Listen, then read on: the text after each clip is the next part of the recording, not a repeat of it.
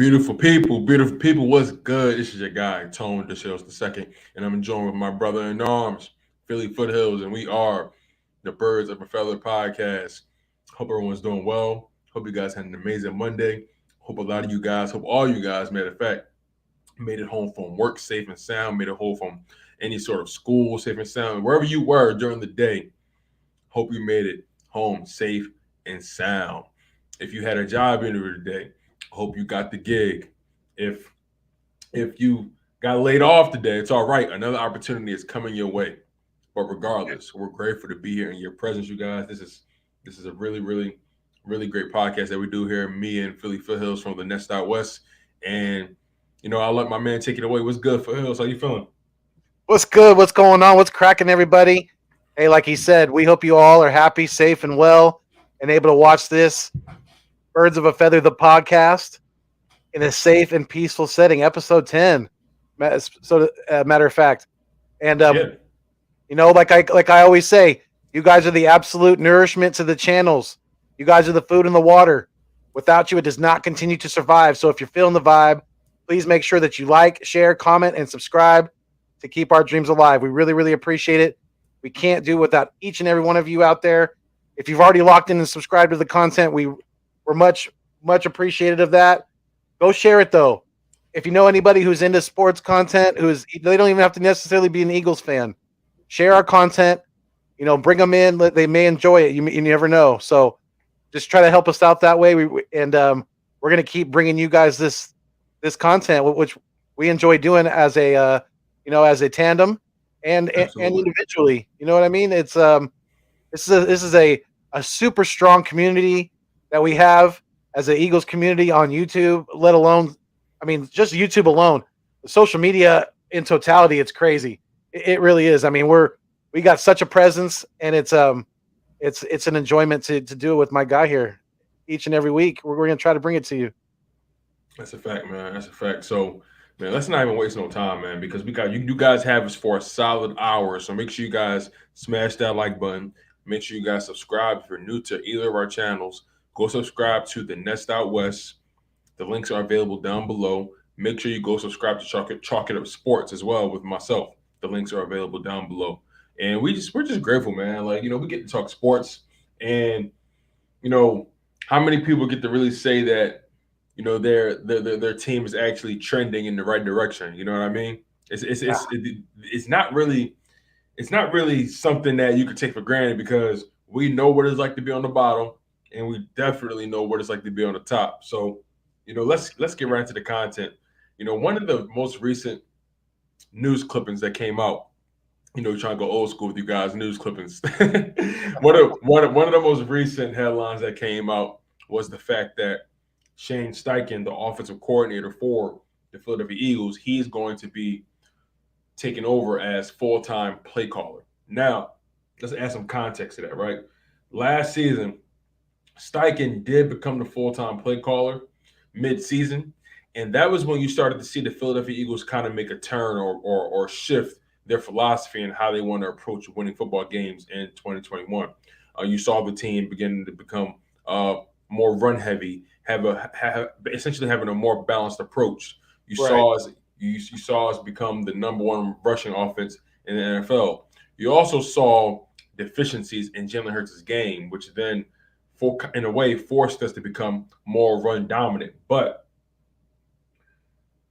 there's reason to be excited about Shane Steichen being the new offensive coordinator, because, and again, this isn't just a Shane Steichen decision, right? Shane Steichen has the presence of mind to be able to call a balanced attack, but also Nick Sirianni had the self awareness to say, you know what, we need to make a change, and he sat back with his brain trust. He sat back with his staff and said, what can we do? And Shane Steichen ended up becoming a play caller last year. Changed our philosophy a little bit, turn things around for the better. And now Shane Steichen is going to continue to be the full-time play caller going forward. And don't get it twisted. Nick Sirianni is going to have his hands in the pot. Nick Sirianni is going to be the maestro. Is going to be the maestro of the game plan. Without a But doubt.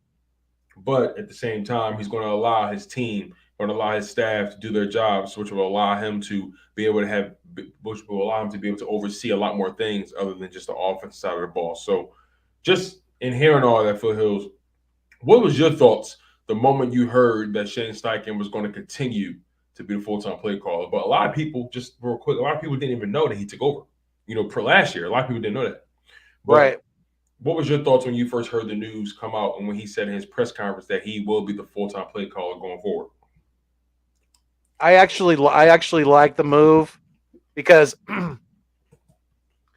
well, for one, I mean, Sirianni, he's got enough on his plate as a very young head coach already. So when you take the play calling off of his plate and you put it on the Steichens, that takes a lot of stress, and it allows Sirianni to focus his energies into other areas that may need more, just basically more work put into it than others. And you're absolutely right. Well, don't get it twisted. This is still Coach Sirianni's team. He is not, because when it's all said and done on Monday mornings, his name is the one that's going to be on the in the newspaper, not the offensive coordinator. He's going to be the one that's going to be held responsible when it's all said and done. Whether we win, we lose, we tie. I hate ties. I wish they would take those out of football. I really do. I think there's a way that we can eliminate those, definitely. But I was actually, I was kind of relieved because I think Coach Steichen can really focus all if not a majority of his energy into the offensive game plan, which of course Coach Sirianni, Coach Stoutland, all the offensive coaches are still gonna they're still gonna be a part of it. They really are. But I think Steichen is he's gonna be able to have a balance as far as run pass, because yes, we were a very dominant run team last year, and we can control a lot of teams that way going forward. With just being able to run the ball, especially late in games if we have a lead and we need to control the clock and control the ball. That's definitely going to come in handy. But don't think that Steichen is just going to be, handing the ball off all the time. Not with all these weapons that we have now. Not with Smitty out there, with AJ, with D God, Quez in the slot, which I've been hearing some mixed emotions about Quez in the slot. Some people say they think he's going to struggle with the physicalness in the slot. I don't think so. I think Quez is actually going to blossom in the slot. I think he's going to enjoy it, and I think especially with having two very formidable wideouts on the outside, that middle of the field is going to be wide open, my friend. And yes, I think Steichen is going to have a very, very balanced attack, and he's going to be able to utilize these weapons to their max potential for the most part. I really do. I'm excited about it. Yeah, that's the thing, right? He has a bevy of weapons to really play with, and with great power comes great responsibility. You have to Absolutely. you have to try not to become too one-dimensional when you have that much talent on your team. You have to find a way to utilize everyone to their strengths and try to get the most out of everybody. Now, the interesting part will always go back to Jalen Hurts, because Jalen Hurts is the one that has to lead this team to the promised land, right? And there's a lot of pressure on him. There's a lot of pressure on everybody. There's a lot of pressure on his coaching staff, D coordinators. It's pressure on everybody. But Really. Jalen Hurts is the one who gets talked about the most, because he is the figurehead, so to speak. He is the face, as of right now, of the franchise. That will everything will always go back to Jalen Hurts. If they win, if they lose, regardless of what Absolutely. happens, it's going to always go back to Jalen Hurts. What didn't he do to get them to the W, right? Right. There's And pressure on everybody. It's right, just some pressure. There's pressure on more than others. You know what I mean? Like you just said, Jalen Hurts, Coach Sirianni, Coach Gannon.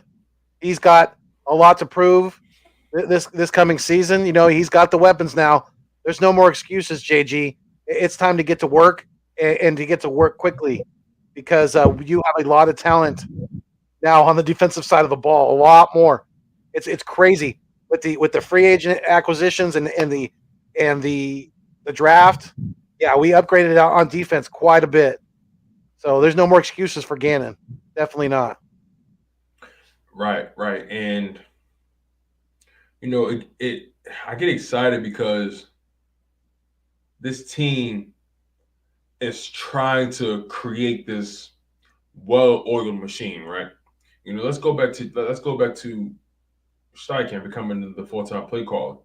Whether people want to accept it or not many head coaches call their own plays. A lot of head coaches don't call their own plays. That's why they have OCs, right? You have your occasional head coach that call plays throughout the game, but you know, for example, in KC, Eric Bieniemy is the play caller, right? Yeah. When Nick Sirianni was in Indianapolis with Frank Reich, and Sirianni was the play caller. You know what I mean? So it's important for this Philadelphia Eagles team to create this well-oiled machine from the top down. And Nick Sirianni, this move just shows me that he's beginning to really evolve into that head coach figure. I felt like last year Sirianni was obviously his rookie season as a head coach. He was going through the growing pains of being a head coach, Right. having to monitor all the different personalities of his staff, his players. Having to make sure that he has all season plans and things scheduled, and he had to have his hand on all three phases of the ball: offense, defense, special teams. And you can make an argument that he got consumed by offense and allowed Jonathan Gannon to pretty much do whatever he wanted. And now I don't think that's really going to be the case. I think Nick Sirianni is going to have a little bit more input on what's going on defense. At least maybe have more input in philosophy, because Jonathan Gannon had a habit of being passive. And that's interesting because passiveness is not necessarily what Nick Sirianni gives off. He gives off someone who's aggressive, passionate, someone who doesn't waste any opportunities, doesn't waste any time. You know how he feels when he feels it. He's a very, very blunt individual. True. Not abrasive, but blunt. True. He's passionate about football. And Jonathan Gannon seems to hold his cards a little bit closer to the vest. A guy that seems to be a little bit more stoic, a little bit more too cool for school, right? Yeah, And his hand was kind of forced last year. I mean, with the lack of talent at the linebacker position, he had to put way too much pressure on the defensive line, and then losing BG early in the season. I mean, that was disastrous. And from that point on, I mean, I don't even think that the defensive line was going to be able to create as much pressure as he was going to want, regardless. Even if we would have had BG last year, because we just didn't have the depth, and like I said, with the lack of talent, just pretty much over across the board at linebacker last year, his hands were kind of tied. So let's hope that that's not necessarily a characteristic trait of his, of more of just a situational thing last year. You know what I mean? right, right. And you expect everyone to fall in line.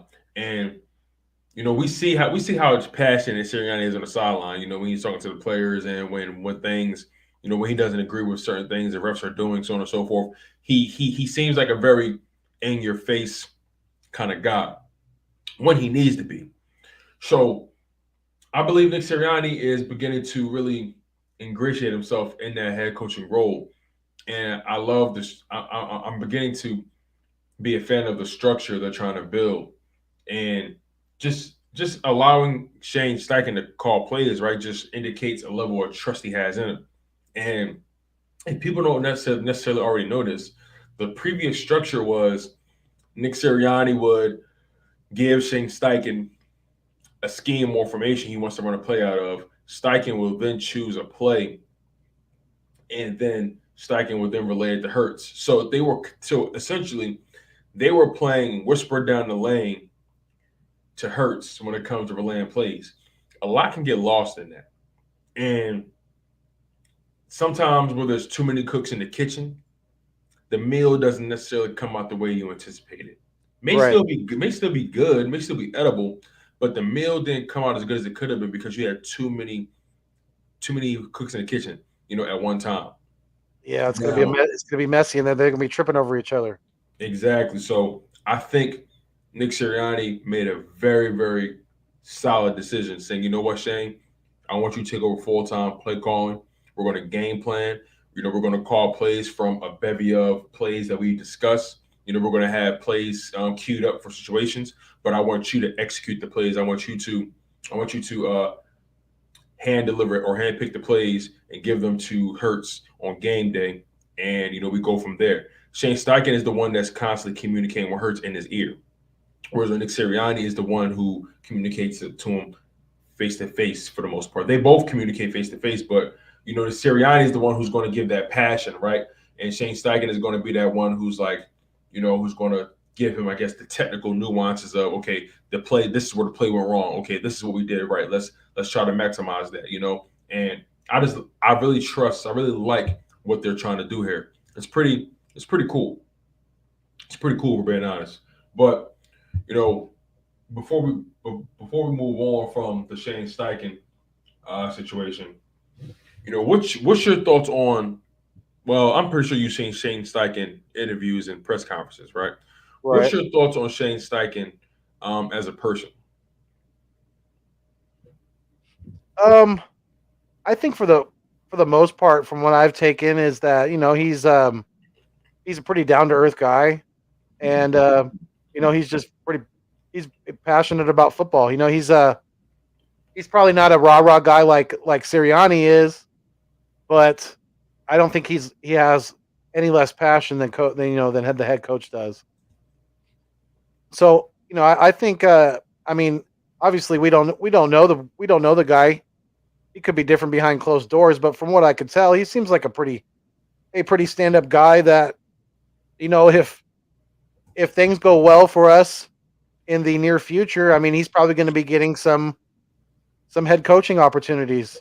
I'm sure in the very near future, especially if he shows the ability to be able to call plays at a high level with Jalen Hurts, obviously succeeding at a pretty high level this next year, and going forward with the core that we have now. Yeah, I think I think he's going to be in a very very good place. I mean, I think he already is.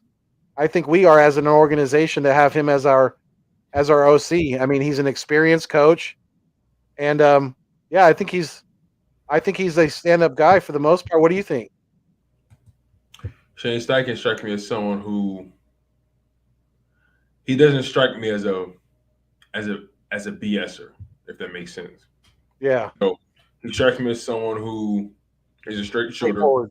Yeah, and he strikes me as someone who knows how to deliver a message, who knows how to get the most out of his players.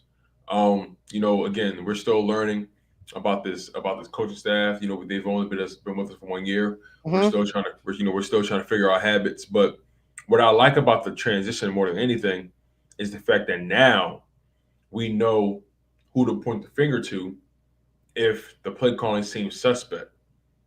I like the transparency there. We know whether or not, okay, is this Nick Sirianni calling these plays or is this Shane Steichen? We know it's going to be Shane Steichen. Now, the only thing we can say is Nick Sirianni signed off. Now, Nick Sirianni signed off on the plays that could potentially be called, but he doesn't necessarily always, how do you say, he's not really in control of the sequencing. Now, he's going to always step in if he feels like, okay, let's go this way on this drive. Let's try yeah. to aim for this. He's going to give Shane Steichen what he wants. Shane Steichen is going to execute with the combination of plays. So we know who to look to when we see a pass run, or a run pass run, or a run run. We know who's in charge of the sequencing of the plays being delivered. And Do we know again, when? Do we know like what at what week or what point last year Steichen took over? they didn't actually say a specific week, but if I really had to take a wild guess, I would say it was the Raiders game. I Um, think so. I want to say it started with the Raiders game, and then the Detroit Lions matchup was where Nick Sirianni said, "Okay, this is all you." Because remember, they tried to come down running that ball. Then Miles Sanders got hurt, and it kind of threw them for a loop, and they kind of reverted back to what they wanted, reverted back to their old tricks. So you can make an argument it was either Raiders week or Lions week. So it's interesting to see if Shane Steichen can be that person, if he can be trusted. And quite honestly, you know, this new team, this young core, it's going to be really great. It's going to be really great to see how they continue to develop together. There's a new culture building in Philadelphia, even outside of the coaching staff. When you think about the young guys, the players, there's something brewing in Philadelphia. There's a new swag, a new juice, a new energy brewing in the city. And these guys truly, truly are for each other. You can tell these guys are truly, truly building that team camaraderie. Devontae Smith his charity softball game over the weekend, and a lot of the Eagles guys was there.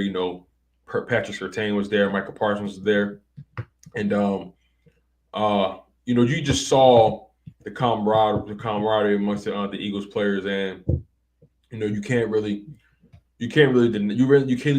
deny what's being seen, what's being heard, especially in these press conferences. You not hear only the Andy, not only the brotherly camaraderie, but the confidence.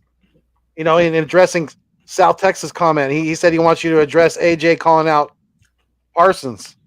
Is he crazy? No, he's the other. He's another C word. He's confident. That's what he is. South Tex. He's confident because he knows. AJ Brown knows he didn't come to Philadelphia to lose. We're coming for the division. We're coming for the division, and we're coming for more than that. So you guys better be ready. You know what's so funny? Like, it's so funny how Cowboys fans talk as if Cowboys Right? fans talk like they have some sort of, what do you say, respect in the NFL right now. Like, Cowboys fans are really comical to listen to because they're one of the only teams who have done nothing but say everything. And they're paper champions every year, but every year, over a it'd quarter of a century now. It'll be different. And look, I'll give respect where respect is due. They have like 5 Super Bowls in their history, something like that. And they did a pretty good job. And I know they did a pretty good job in the 90s, when cell phones just were beginning to, become a thing. And, people still had the big giant jumbo phones in their cars, you know what I'm saying? Like they were doing a good job then, when Kid and Play was popping. And Chris Home Alone Cross, from the theaters. Home Alone came up. They were doing a good job then, right? But let's talk about what's been happening lately because we're in the 21st century now. It's an entirely new century since the Cowboys have been, I guess you'll say, relevant. And every single year, Cowboys fans come in and this is our year. This is it. No one's gonna be able to stop us. Number one offense, baby. Da da da da da da da da da. And then Dak Prescott's the next whoever. Dak Prescott is, he's going to take us further than Troy Aikman ever did, and it's like, okay, I mean, I'll believe it when I see it. Still waiting. We're still waiting. Right. And I'm not even talking about Super Bowls anymore. That conversation is dead because we all have our own now. Let's just talk about their culture, right? Let's talk about, that wasn't even a topic today, but let's talk about it since we got time. Right. Let's really discuss Cowboys team culture, Cowboys fan culture, right? They literally are so delusional to clear-cut facts. Like a team that can be so talented, a team that asks for everything, but gives so little. Every year they get their fans excited. Oh yeah, then they let you down in the worst way. How do you explain that? How can you still be a dynasty when you haven't won anything since 1996? Seriously, You were a dynasty. You a were long, a dynasty. long time ago. You were past tense. Past tense. You were a dynasty. That's the part that they don't understand.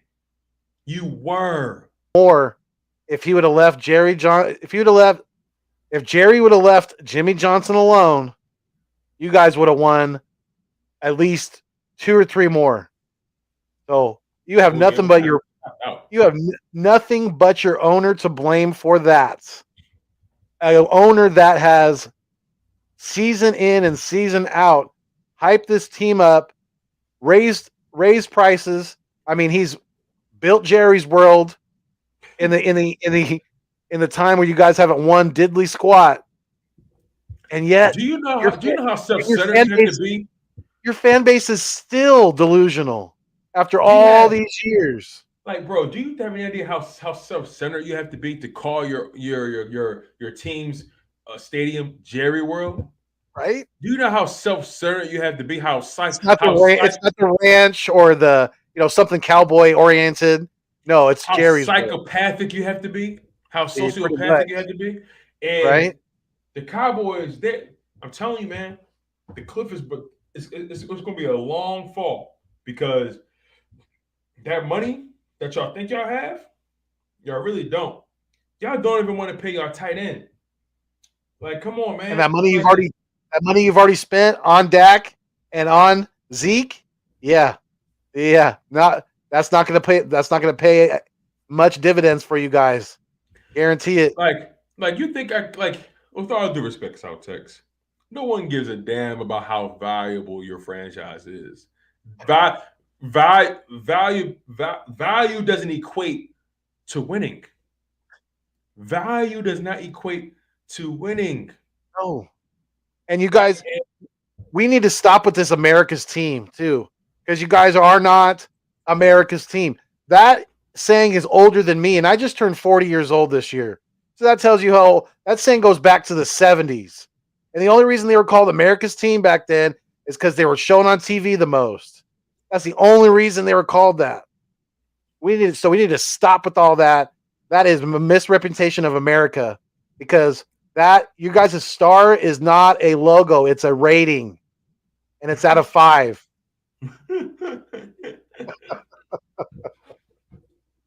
Yo, come on, y'all. Let's be real. It's so crazy because I remember one day I went to the movies. I forgot what movie I went to see. But no, matter of fact, I remember what it was. It was when Spider-Man came out, the new Spider-Man. I went to the movies, right? And the security guard was a hardcore Cowboys fan. And I'm at the bar. Movie theaters got bars now for some reason. I ain't mad at it. Right. So, oh yeah. So I'm at the bar grabbing a drink. And I'm just listening to the bartender and the guy go back and forth. The bartender clearly is an Eagles fan. And I'm just listening to the conversation, right? And the Cowboys fan, the security guard was like, "I'm telling you, man, this is our year. I'm telling you, this is our year. No one will be able to stop Dak this year. I'm telling you, like this squad this year, Amari Cooper, CeeDee Lamb, Ezekiel Elliott. I'm telling you, this is gonna be our year. No offense on fire like our offense. I'm telling you, our offense is the best offense in the NFL." And I'm just listening to him talk, and I'm like, "That was last year." This was last year. This is before this season ended. This is wow. Why the season's going on still. This is our year. I'm telling you, this is the one. This is the one. Look, Tony Pollard and Ezekiel Elliott, the 1-2 punch. I'm telling you, the Eagles, y'all gonna be real upset when y'all sitting at home in them playoffs. Y'all gonna be real upset when y'all see us in the NFC Championship. Y'all gonna be real upset, homie. And he had the accent and everything. And I'm spicing it a little bit. But I'm listening to him talk, and it reminds you, I had nothing to do with the conversation. Right. I had nothing to do with the conversation. But you're just a bird on a plane. But I had to chime in. Like I was laughing hard.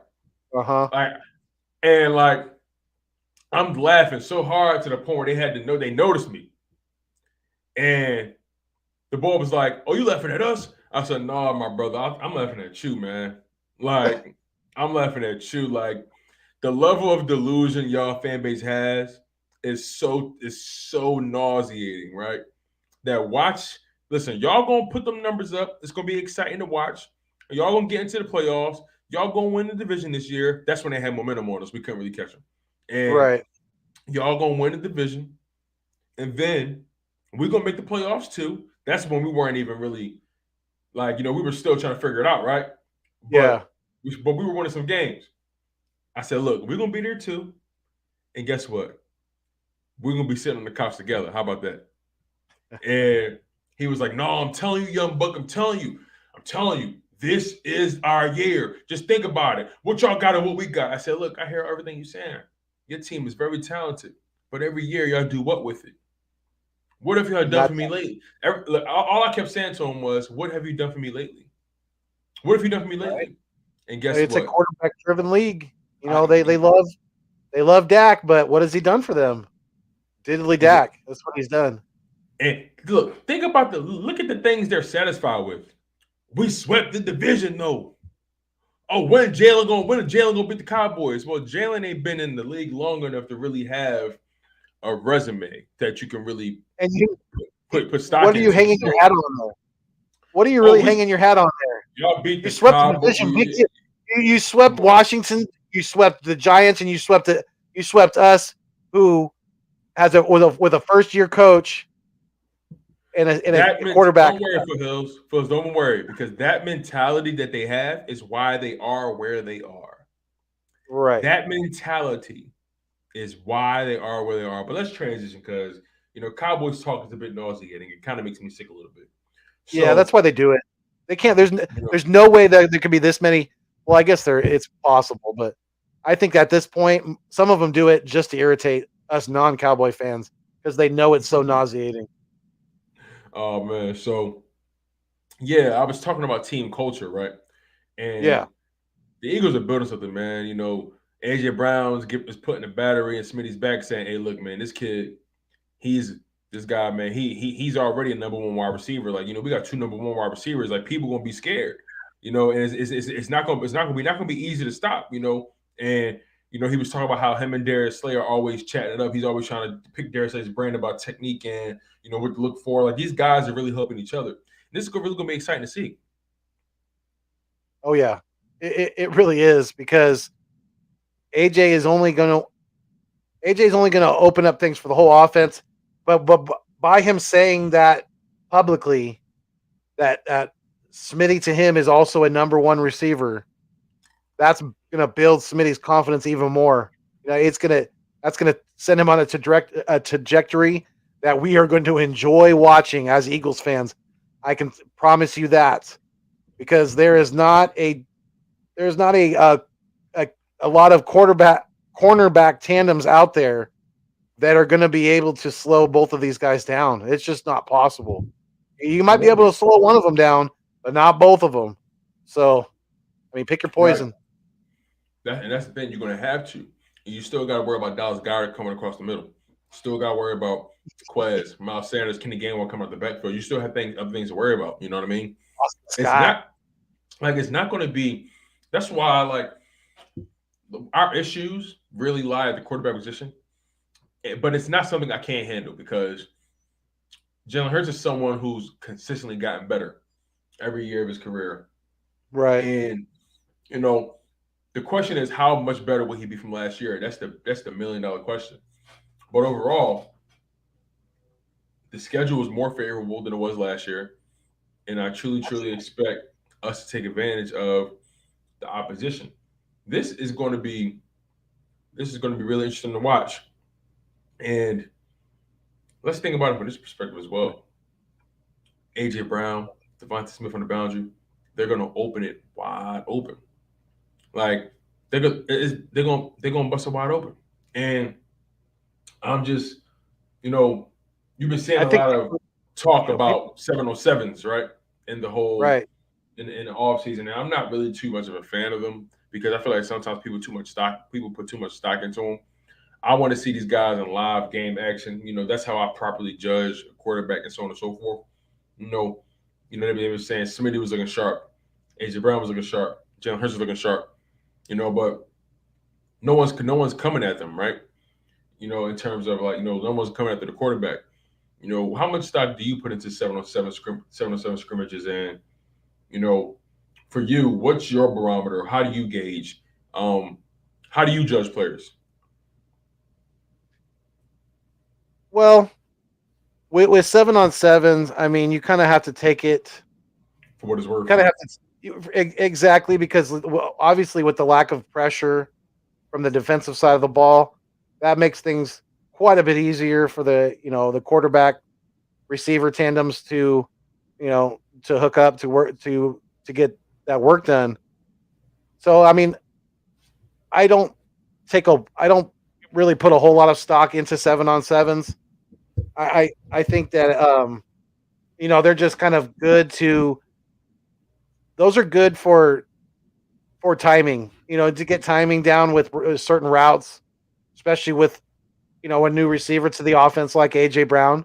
He's going to have a somewhat of a learning curve. He's a young kid and he seems pretty smart, so I don't think that's going to be much of an issue at all. But I mean, it's definitely they're definitely interesting to watch. I mean, what are your thoughts on 7-on-7s? Like, how do you usually grade players? 7-on-7s, they're fun to talk about, but I don't give them too much credence for the simple fact that, again, it's a controlled environment, and it's Right. easy. It's easy to get it done in a controlled environment.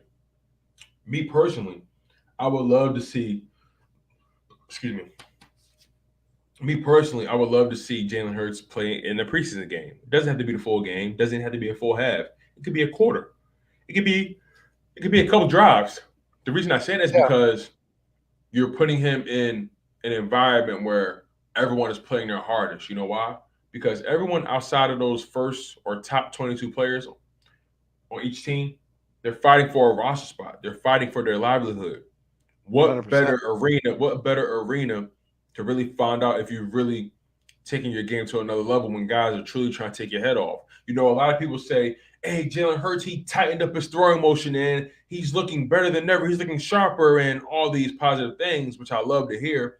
I like Jalen Hurts a lot. Great guy, great player, great man, great leader. But all those fundamentals you say he's tightened up, all those mechanics you say he tightened up on, okay, that's cool to hear in 7-on-7s. That's cool to talk about during the teams versus team scrimmages. That's fun to talk about. Right.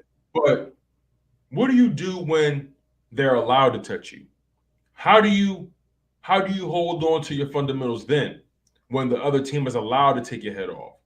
You know what I'm saying? How sharp are your mechanics when you're running for your life? You dig what I'm saying?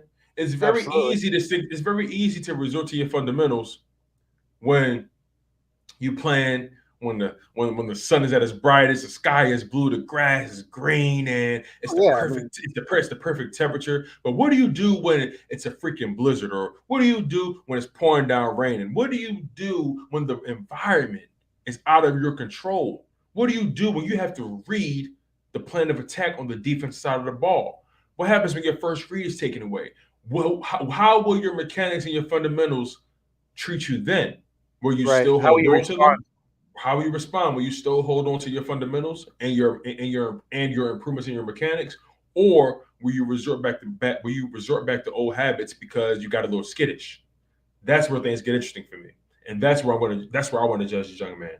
Throw him in a preseason game or two, a quarter, a drive, whatever you see fit. This is what you tell Yeah. him. You say, look, Jalen, this is what I want.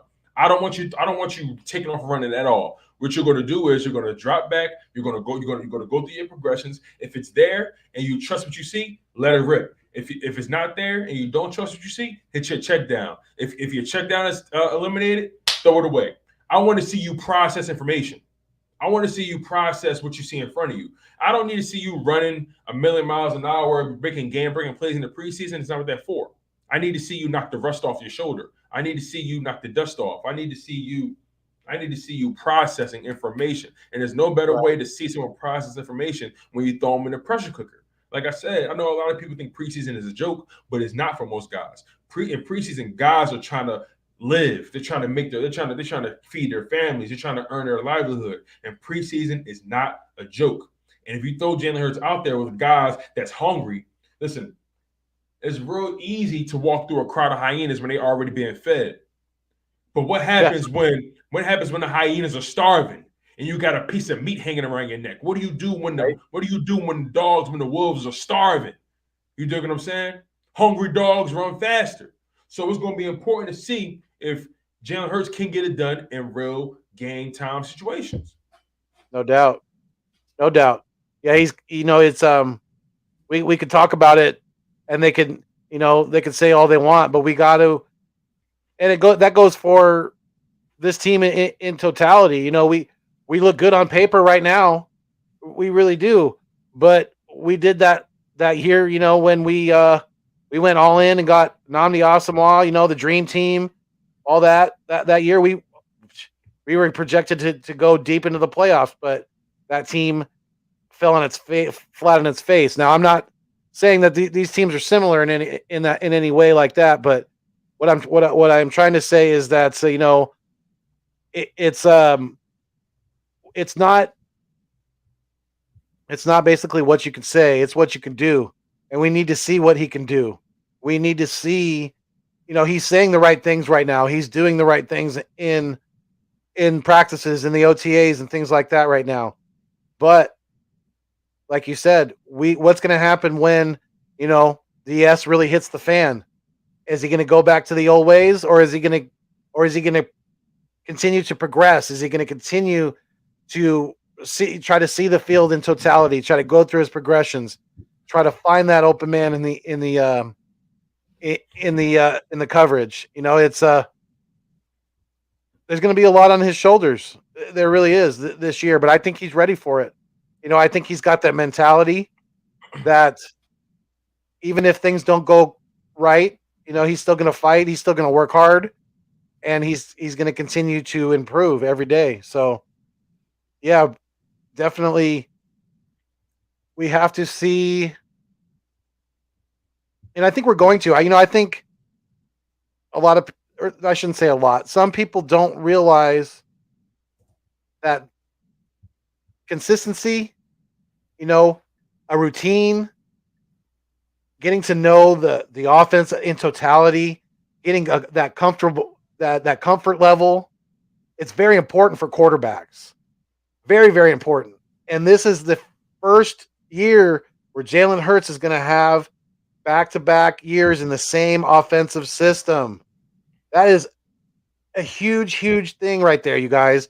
So not only on top of him, hopefully, hopefully what they're saying is true, and I think it is true for the most part. He's improving his mechanics. He's tweaked his throwing motion a little bit. So on top of that, with just the familiarity with the offensive play calling, with the offensive system, with the guys around him, that's huge. That's going to be huge going forward, and I think that's going to help Jalen take a very, very big step forward this next year. I do. Right, right. Drew Johnson said something interesting that I want to sort of touch on. What's going on, He said Drew? Appreciate he, you. he said preseason I only care about trenches. Outside of that, preseason really don't show much. A lot of players are trying to make the team, but usually not that talented. Here's my thing, Drew. Yes, preseason doesn't matter, but what better forum than to take the most risk so you can really test how much you've improved, right? You tell Jalen, listen, don't worry about being perfect. I want to see you. I want to see you make certain throws. And sure, the guys may not be as good, but he's going up against guys who are hungry, playing at NFL speed. That's what I need. Of course, the competition is going to increase when the season actually starts, but to test your skill set against guys who, on some level, are NFL caliber, but may not just be good enough to be a starter or a backup, right? But they're NFL caliber. What better forum to test where Jalen Hurts is? Why do you want him? Why have him make most of his? And I'm not saying you're saying this, Drew, but why have him have his first taste of real live game action in week one when things actually matter. That doesn't make sense to me. If No. anything, I want to get his body, I want to get his reaction time. I want to get his processor at NFL speed, at game speed in preseason. So when the week one starts, nothing is new. He's used to the motions. He's used to walking into Lincoln Financial Field. He's used to having his pads on, and he's used to the lights at that moment. He's used, you know what I mean. At the end of the Yeah. day, Jalen Especially Hurts when you add a big time receiver like AJ Brown, who is going to be a very, very big part of this offense. Absolutely no. You do not want your starting quarterback first live action to be week one of the regular season. Hell no. a You guy want that to you're trying to learn more about. You're trying to see if he really has taken the next steps. exactly, and Why that's what they put him in give a you. situation where things are That's so what they give you the preseason for. Right? That's what the preseason's for. It's not only to evaluate talent on your team or lack thereof, as Drew would say, but it's also to get that rust off. To get your starting units primed and ready. Get them lubed up. To get that motor functioning at full throttle. You know what I mean? You don't want there to be issues come week one. Then you look like for one, as a coaching staff, you look like morons because well, you had the preseason, you had training camp to figure this stuff out, and now you're realizing it's a problem. It's like, come on, guys, we're professionals. Let's act like it. We're getting paid lots of money. Let's earn our keep, and let's do the right thing. And absolutely, we need to get our starting units in, like you said, at least a quarter. It doesn't have to be anything crazy. Just let them get the rust off. And if it's the last preseason game, then so be it. right. You can make an argument that What are we Jalen down to? Hurts, Two but preseason games now? I think Two I think two preseason I games, think I right? think I think it's still three. It's still But three. Okay. yeah, still three. But hear me out on this, right? You can make an argument that if they allowed Jalen Hurts to play in the preseason last year, he probably could have got some of those bad throws out of his system. Granted, he did start off week one against the Atlanta Falcons pretty well. He threw over 30 passes. He was pretty sharp. He looked good. But then you put him in week two, week three, week four. It's like, okay, what's going on? So clearly something was amiss. Yeah, And the early in the season last year, our offensive play calling was way unbalanced, especially for basically a rookie quarterback, first year in the offensive system, first year as the quote unquote starting quarterback, so there is a lot of there's a lot of factors in last year, but absolutely we were way too heavy on throwing the ball to begin the year. We should have definitely took more pressure off of Jalen and ran the ball. And as you see, when we did run the ball, we were pretty damn good at it because our offensive line is pretty damn dominant. You know? I feel you. Um, Drew Johnson says it may be a bit counterintuitive to have him go out there and just sling it. It's preseason though. Not necessarily telling him to go out there and just dope and throw dumb passes. What I'm saying, Drew, is go out there. If you like what you see, let it rip. If you don't like what you see, hit your check down. If your check down is not there, throw it out of bounds. I want to see. This isn't about stats. This isn't about how his arm looks. I need to see him processing information. Yeah. That's what I want to see. Yep. It's not even just about the physical thing. I want to see him be able to process. It's a computer check. We got to make sure that the microprocessor is functioning at full capacity. Right, and I don't want to boot up my computer when I need it the most. I want to be able to warm it up. I want to get used to it. I want to know, okay, how well does this thing run when I really need it to be at full capacity? And right.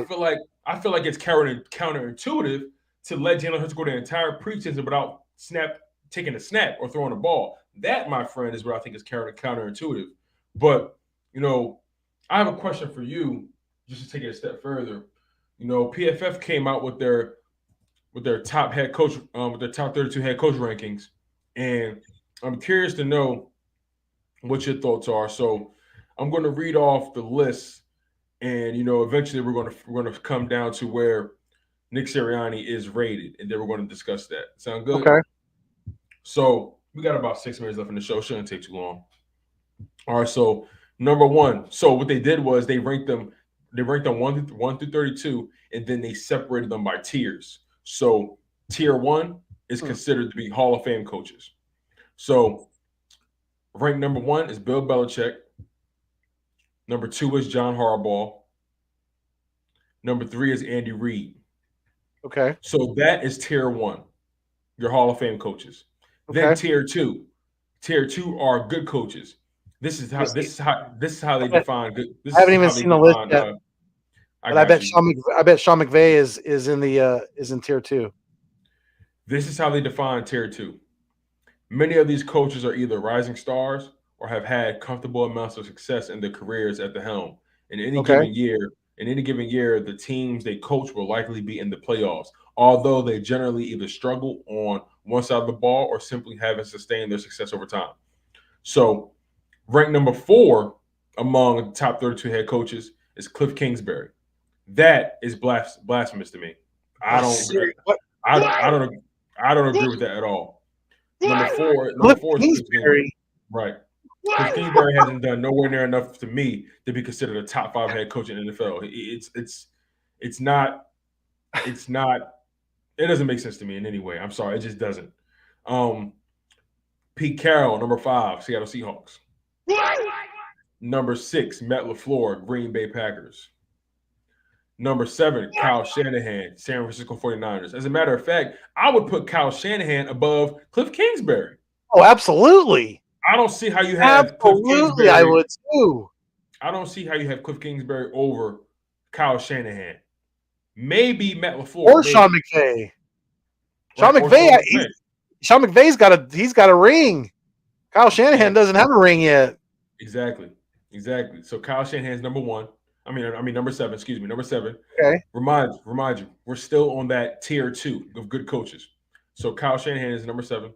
Wow, they put Kingsbury way too high. Right, Mike Vrabel is number 8. I like that for Mike. I like that for Mike Vrabel. I would put Vrabel ahead of Kingsbury too. Yeah, I would put Vrabel in front of Kingsbury too. Oh yeah, Kingsbury would be lucky to be my top 10, dude. Right now, exactly. He'd be lucky to be in my top 10. Vrabel lost his number one wide receiver and his star running back for extended stretches, and still managed to hold on to the number one seed. That is and his not quarterback easy. And his quarterback is not that good. Right. He's not.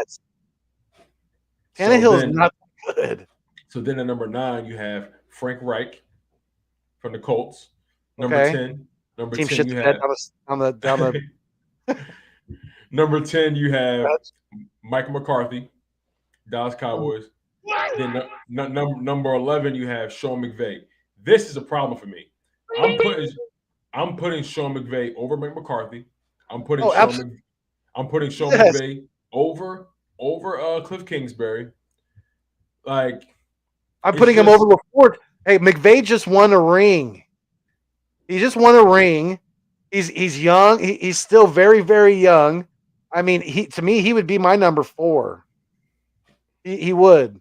And then probably Kyle Shanahan behind him. Right. And go from there. Maybe Vrabel or LaFleur after that. I can't argue with that. So Sean McVay, number 11. That's crazy. Brandon Staley for the Los Angeles Chargers, number 12. Mike Tomlin, number 13. And that's your tier 2 coaches. Then tier 3 are considered to be your average coaches, right? And they have Nick Sirianni leading the pack at number 14. I have a problem with Nick Sirianni being number 14, and I have a problem with Brandon Staley being number 12. How can you have a head coach in Brandon Staley who didn't make the playoffs over Nick Sirianni, and they won the same amount of games, I believe? That's my whole thing. That's my whole thing. I understand he was in a tougher division. I get that. But Brandon Staley had so many opportunities to get it done, and he made bonehead decision after bonehead decision. And I think it has to do with probably the progression of Justin Herbert. But he's not even solely responsible for that, though. Right, but a lot of people give him more credit than he should. I agree with you. He's not solely responsible. but people give him a lot of credit for Herbert's success. You know, You know, and I can't even believe that. Like Drew Johnson said, what Tomlin way down there exactly. Mike Tomlin would have been in my top 10. I don't care how the Steelers finished last year. He's still a Mike top 10 Tom- coach in Mike my Tomlin opinion. has never had a losing record in his career. He's Never always had a record above solid. 500. I Always would, got no matter how they looked. Always got his team to at least 8, 9 wins, 10 wins. Like maybe they haven't won a Super Bowl in a while, but to have Mike Tomlin below Brandon Staley, to have Mike Tomlin below Cliff Kingsbury and Mike that's a slap McCarthy in the face. is honestly a slap in the face if you ask It me. really is disgraceful. That's disrespectful, and PFF should really check themselves because they're that's a lot of the times. I swear they do this stuff to get reactions out of us because that's to put Cliff Kingsbury that high. That's asinine. As much as they just absolutely just fell apart in the playoffs last year. I mean, come on, that's no. Kingsbury doesn't belong anywhere near the top 10, in my opinion. Right. And it's so funny because for Nick Sirianni to be ranked 14th, look, he's in the top half of the league. So, I'm not pissed about him being where he's positioned. It's the people they have. It's some of the people they have ahead of him. It's on most of these people. Okay, I'll put him ahead of him. But to have Brandon Staley ahead of him is just crazy to me. So Nick Sirianni is 14th. Doug Peterson is 15th. Then Sean McDermott with the Buffalo Bills is 16th. This doesn't make sense to me. This doesn't make sense to me at all because how does a guy take his team to the AFC Championship and Sean McDermott with the Buffalo Bills? How does he coach up a kid like Josh Allen? And all of a sudden you're saying he's a lesser head coach than Brandon Staley, a guy who hasn't even been to the playoffs yet? McDermott would have been in my tier 2. He would have been in my tier 2. Over Cliff Kingsbury. McDermott is better than Cliff Kingsbury, in my opinion. Without a doubt. And we're not being homers because McDermott came from, the Eagles organization either. We're calling it as we see it. And he's been a very, very good, solid coach for them. I mean, he would be another one that would be hard not to put in my top 10. So he would have been, early on in tier 2. Definitely, that's another disrespectful ranking right there. Like, I'm not even mad Doug Peterson's where he is because are these guys even watching football? Man, I'm not even mad that Doug Peterson is where he is because he took a year off. So I'm not mad Doug Peterson where he is, but it's the order of these things, man. It's like I just don't understand how you consider Mike Tomlin just to be a good coach. Like it's just. And once again, the Cowboys coach gets way more credit than he deserves. Is Mike McCarthy Mike McCarthy's overrated, man. He's overrated if you ask me. Cowboys were a talented team before he got there. They did exactly what they did in the other year. The Packers could have had a high school football coach the year that Aaron Rodgers won the Super Bowl, and they still would have won. Another thing too about the Packers, Matt LaFleur, I don't think he should be that high either, because Matt LaFleur for the Packers. Let's be totally honest. How how bad of a coach you have to be to screw up with Aaron Rodgers? like you can't it doesn't take a brain surgeon to get Aaron Rodgers ready to play. And if he was such a genius and he had such a great offensive system, why is their top receiver just leave and go to Vegas?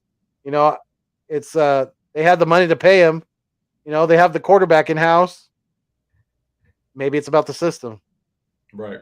So number 16 is Sean McDermott, Buffalo Bills. Number 17 is Lovie Smith, Houston Texans. Number 18 is Ron Rivera, Washington Commanders. Number Lovie 19 Smith's another one that got ranked too low. Lovie Smith should be higher. Lovie Smith has been cutting his teeth in this league for a long time. I think he's too low. Ron Rivera, Washington Commanders, 18. Okay. 19th is Kevin Stefanski of the Cleveland Browns. Number 20 is Arthur Smith of the Atlanta Falcons. And then now we're entering tier 4, which is room for improvement. Arthur Smith, that's high for as bad as they played last year. in his first year. Bro, it gets even more blasphemous, bro. You said Arthur Smith is ranked 20th, right? Yeah, Now, hear me out on this. Todd Bowles, number 21, Tampa Bay Buccaneers. Zach Taylor, Cincinnati Bengals. Zach Taylor was just in the Super Bowl with his team. And you mean to tell me he's a lesser coach than Arthur Smith? that's crazy. Come on, That's man. insane. I'm not saying he's top 10 or even top 12, but to have him ranked below Arthur Smith. Didn't he win? Didn't he win Coach of the Year? Or at least he was in the runnings for it. I know that. Zach Taylor. I mean, that's to take a team that hasn't been to a Super Bowl in what, almost 35 years, Man, roughly. they haven't even won a playoff game since like the 90s or something like that. Yeah, he should be in the tier 2 just for that. I don't know, man. That's crazy. That's insane. What were they smoking or what were they drinking when they made this list? I got to know. It's just certain situations you got to just look at like with a like obvious like duh like. But number 23 or number 22 is Zach Taylor, Bengals. Number 23 is Dan Campbell, Detroit Lions. Number 24 is Matt Rule, Carolina Panthers. Number 25 is Dennis Allen, New Orleans Saints. And number 26 is Robert Saleh, New York Jets. Now, they only rank 26 of them because the rest of the guys are rookie head coaches, and there's no way for you to judge a rookie head coach who hasn't done anything yet. So basically, the bottom of the list is Robert Saleh, Dennis Allen, Matt Rule, Dan Campbell, Zach Taylor. Those guys are like the bottom of the barrel. I think they're doing Zach Taylor a terrible, terrible disservice. Without a doubt. But I think Nick Sirianni should be ahead of Brandon Staley. I think Sean McDermott should be ahead of Brandon Staley. Yes. It just doesn't really add up to me. But Zach Taylor should be ahead of Nick Sirianni. I mean, yeah, in my opinion, for what he did, and that's no slight on Sirianni. It's just the reality. Just the reality.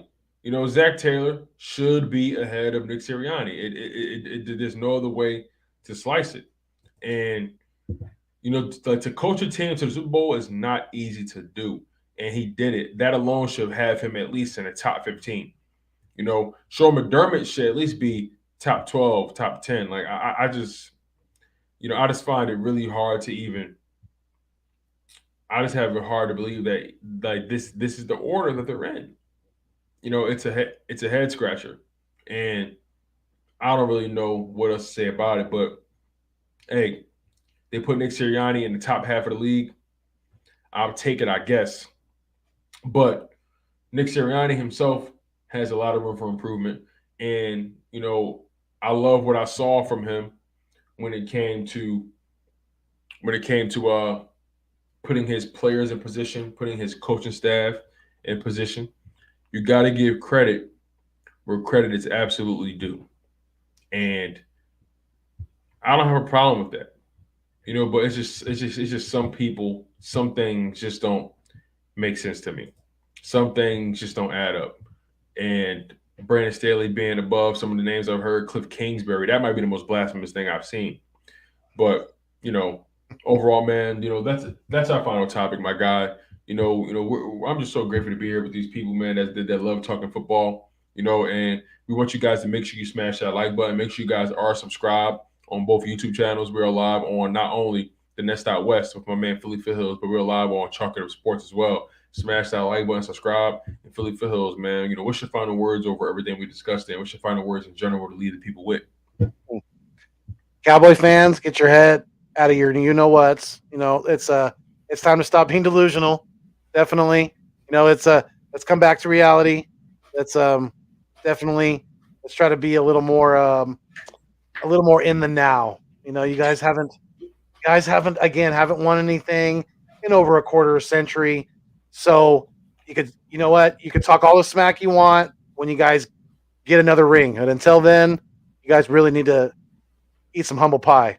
But it's been another great podcast.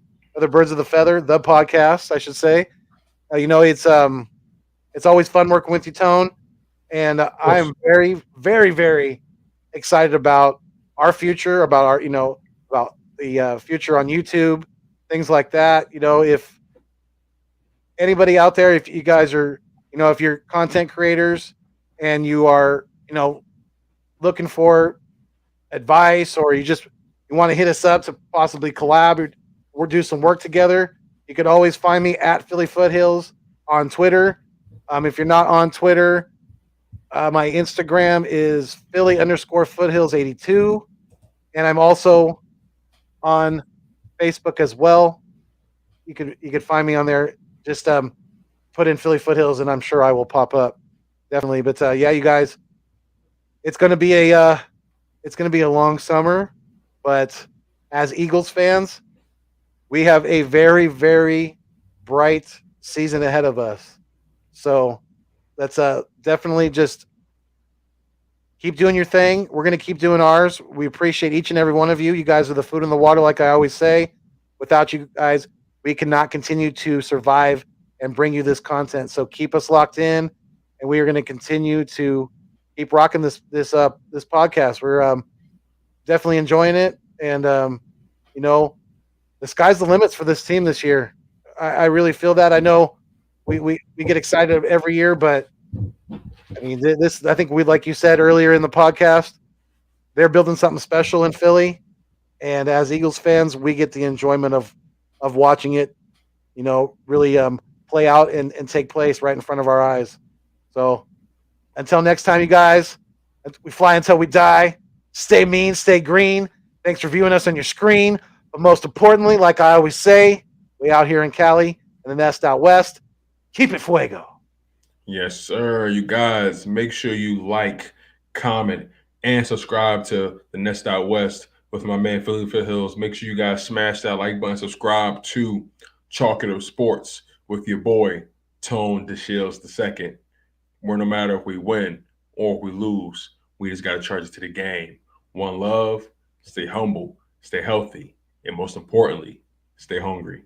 Fly goes fly, baby.